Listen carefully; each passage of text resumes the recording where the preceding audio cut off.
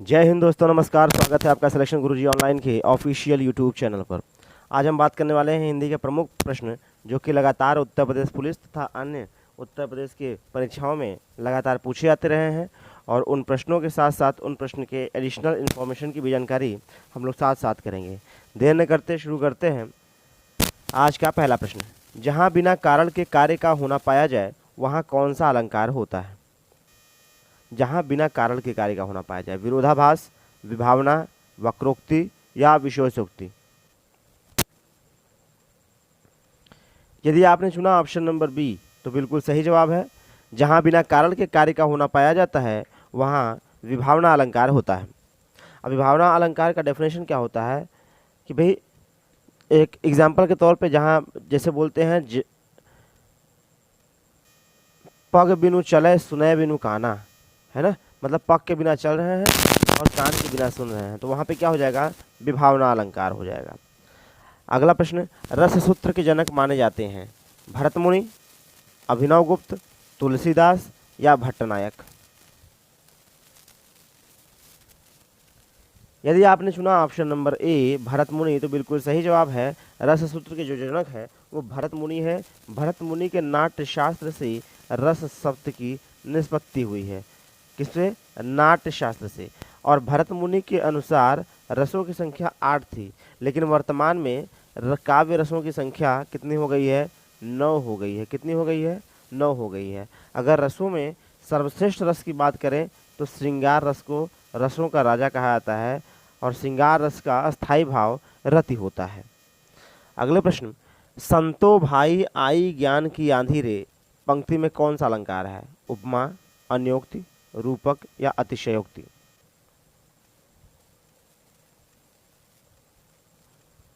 यदि आपने चुना ऑप्शन नंबर सी तो बिल्कुल सही जवाब है।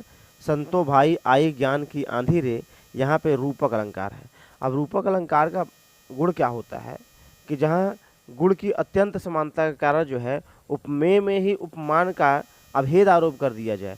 मतलब अब ज्ञान की आंधी, आंधी आ गई ज्ञान की, मतलब उपमेय का उपमान के रूप में अभेद आरोप कर दिया गया, यानी इसको सजीव बता दिया गया पूर्णतः। ठीक है, तो वहाँ पे क्या हो जाता है? रूपक अलंकार हो जाता है। साधारणीकरण और व्यक्ति वैचिन्यवाद निबंध के लेखक कौन है? आचार्य शुक्ल, यानी आचार्य शुक्ल का मतलब आचार्य रामचंद्र शुक्ल, डॉक्टर नागेंद्र, हजारी प्रसाद द्विवेदी या महावीर प्रसाद। यदि आपने चुना ऑप्शन नंबर बी तो बिल्कुल सही जवाब है। साधारणीकरण और व्यक्ति वैचिन्यवाद के निबंध के जो लेखक हैं वो डॉक्टर नागेंद्र हैं। ठीक है, इनके अन्य भी निबंध है जैसे यौवन के द्वार पर, आस्था के चरण, चेतना के बिंब तथा छायावाद की परिभाषा। ये सारे के सारे जो है कि इनके अन्य निबंध हैं। अगला प्रश्न, छायावाद को प्रतिबिंबवाद किसने कहा? नंद दुलारे वाजपेयी, रामचंद्र शुक्ल, रामविलास शर्मा या हजारी प्रसाद द्विवेदी। अगर आपने चुना option number C Ramvilas Sharma तो बिल्कुल सही जवाब है। छायावाद को प्रतिबिंबवाद कहा किसने? रामविलास शर्मा जी ने।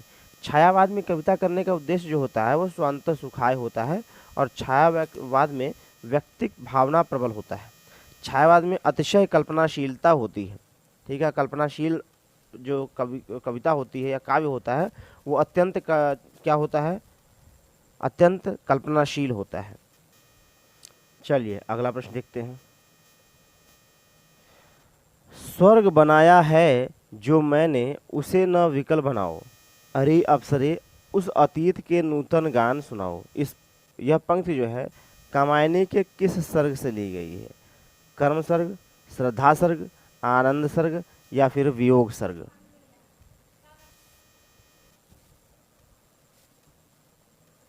यदि आपने चुना ऑप्शन नंबर ए कर्म सर्ग तो बिल्कुल सही जवाब है।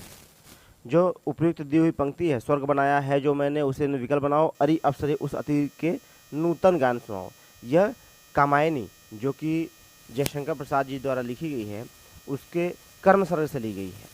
जयशंकर प्रसाद जी छायावादी युग के कवि थे।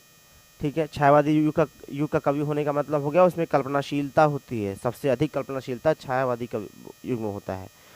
और अगर जयशंकर प्रसाद जी की बात करें तो जयशंकर प्रसाद के जो प्रमुख उपन्यास है वो हैं कंकाल, तितली, इरावती। इरावती अधूरा उपन्यास है, ध्यान रखिएगा इनका।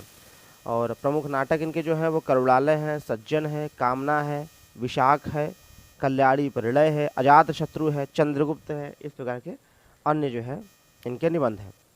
आगे बढ़ते हैं। आचार्य रामचंद्र शुक्ल का हिंदी साहित्य में किस विधा में प्रवेश हुआ? आलोचना, कविता, कहानी या उपन्यास? तो आचार्य रामचंद्र शुक्ल का अगर आपने चुना ऑप्शन नंबर ए तो बिल्कुल सही जवाब है। जो आचार्य रामचंद्र शुक्ल थे इनका आलोचना विधा से शुरुआत हुआ था। हालांकि इन्होंने कई विधाओं में रचनाएं करी हैं, जैसे इनका निबंध भी है, साहित्य भी है, कोश के विषय में लिखे हैं, अनुवादक भी रहे हैं, ठीक है। तो लेकिन शुरुआत उन्होंने आलोचना से करी थी। कौन? आचार्य रामचंद्र शुक्ल। अगला प्रश्न, रीतिकाल को श्रृंगार काल की संज्ञा किसने दी है? विश्वनाथ प्रसाद मिश्र, हजारी प्रसाद द्विवेदी, राम कुमार वर्मा या फिर रमाशंकर शुक्ल रसाल? 3 सेकंड मिलते हैं आपको। यदि आपने चुना ऑप्शन नंबर ए तो बिल्कुल सही जवाब है। विश्वनाथ प्रसाद मिश्र ने रीतिकाल को श्रृंगार काल की संज्ञा दी है। आचार्य रामचंद्र शुक्ल जो है वो हिंदी के आलोचक भी रहे हैं, निबंधकार भी रहे हैं। सॉरी, रीतिकाल को श्रृंगार काल की संज्ञा किसने दी है? विश्वनाथ प्रसाद मिश्र ने। अब विश्वनाथ प्रसाद मिश्र ने दे दी है। अब रमाशंकर शुक्ल रसाल की बात हो गई है, तो इन्होंने रीतिकाल को कला काल कहा है। क्या कहा है? कला काल कहा है, ठीक है। और जो मिश्रा बंधु थे इन्होंने जो है कि रीतिकाल को श्रृंगार काल कहा है। और राम कुमार वर्मा हो गए, आचार्य रामचंद्र शुक्ल हो गए, ठीक है, हजारी प्रसाद द्विवेदी हो गए, इन्होंने इसे रीतिकाल कहा है। अगला प्रश्न, निम्न में से किस मुसलमान कवि की रचना प्रेम चिनगारी है? शेख नबी, जायसी, नूर मोहम्मद, नजफ अली? अगर आपने चुना option number D Najaf Ali तो बिल्कुल सही जवाब है। ये जो मुसलमान कवि हैं नजफ अली, इन्होंने ही लिखी है प्रेम चिनगारी। क्या लिखी है? प्रेम चिनगारी।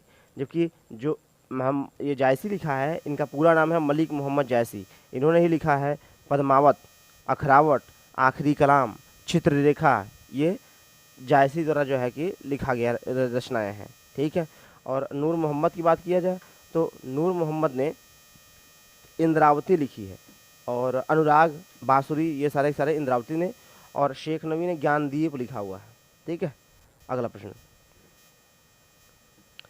सखिन सहित हर्षी अति रानी, सूखत धान पराजन पानी। इस पंक्ति में कौन सा अलंकार है? संभावना, विभावना, उत्प्रेक्षा या श्लेष?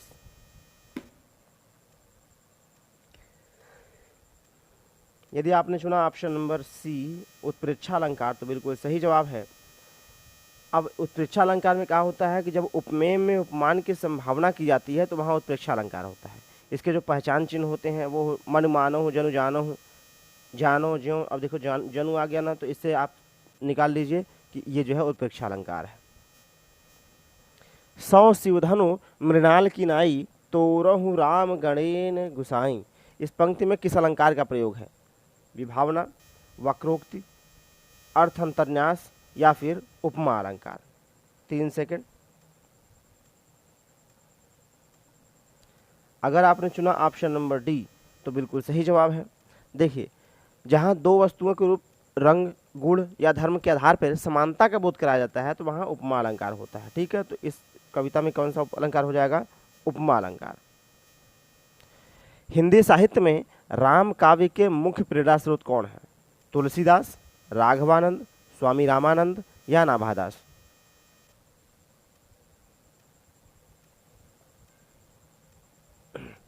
यदि आपने चुना ऑप्शन नंबर सी स्वामी रामानंद तो बिल्कुल सही जवाब है। हिंदी साहित्य में राम काव्य के प्रमुख प्रेरणा स्रोत रहे हैं स्वामी रामानंद, ठीक है। अब स्वामी रामानंद का जो जन्म हुआ था वो 1299 ईस्वी में हुआ था, ठीक है।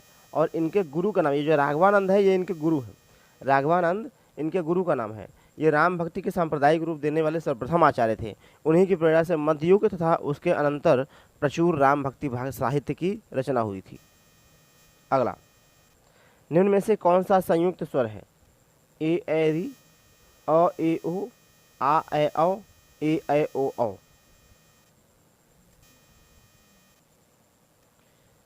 यदि आपने चुना ऑप्शन नंबर डी तो बिल्कुल सही जवाब है। ए ओ औ को संयुक्त स्वर कहा जाता है। अब ए किससे मिलकर बना है? अ धन ई बराबर ए होता है और अ धन उ बराबर ओ होता है। ठीक है। और अगर ए की बात किया जाए तो अ या आ के साथ ए या ए मिलता है तो ए हो जाता है, और अ या आ के साथ ओ या औ मिलता है तो औ हो जाता है। ठीक है, इसलिए हम इनको कहते हैं संयुक्त स्वर। अगला प्रश्न, मानक हिंदी का आधार क्या है? खड़ी बोली, अपभ्रंश, पूर्विया हिंदी, परिनिष्ठित हिंदी।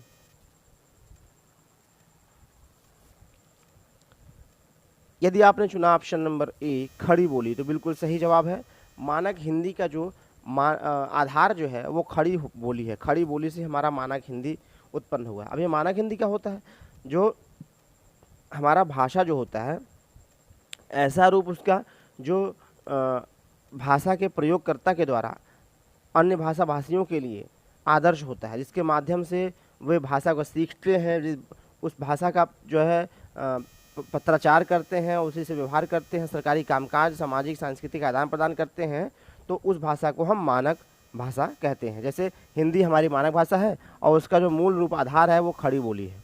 ठीक है, अगला प्रश्न, पूर्वी हिंदी विकसित हुई है पिशाची अपभ्रंश, अर्धमागधी अपभ्रंश, शौर सेनी अपभ्रंश या फिर मागधी अपभ्रंश से।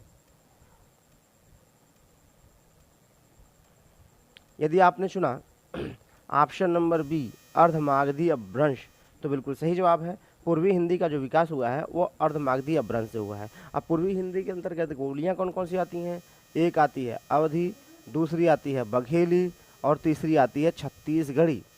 ठीक है, ये पूर्वी हिंदी के अंतर्गत बोलियां आती हैं। अगला प्रश्न, भारत में आर्य भाषा का आरंभ कब हुआ? 1600 ईसा पूर्व के आसपास, 1500 ईसा पूर्व के आसपास, 1400 ईसा पूर्व के आसपास या फिर 1300 ईसा पूर्व के आसपास। अगर आपने चुना ऑप्शन नंबर बी 1500 ईसा पूर्व तो बिल्कुल सही जवाब है। भारत में जो आर्य भाषा का आरंभ है वो 1500 ईसा पूर्व के आसपास हुआ था। प्राचीन आर्य भाषा जो था उसका प्रयोग 1500 ईसा पूर्व के से 500 ईसा पूर्व तक हुआ था। ठीक है, मध्यकालीन आर्य भाषा 500 ईसा पूर्व से 1000 ईस्वी तक चला। इसके अंतर्गत पाली, प्राकृत, अपभ्रंश भाषा का विकास हुआ था और आधुनिक भारतीय आर्य भाषा 1000 ईस्वी से अब तक इसके अंतर्गत हिंदी और हिंदी से इतर भाषाओं का विकास हुआ है। ठीक है, अगला प्रश्न, जलधि में कौन सा समास है? कर्मधारय, तत्पुरुष, अव्ययी भाव, द्वंद्व।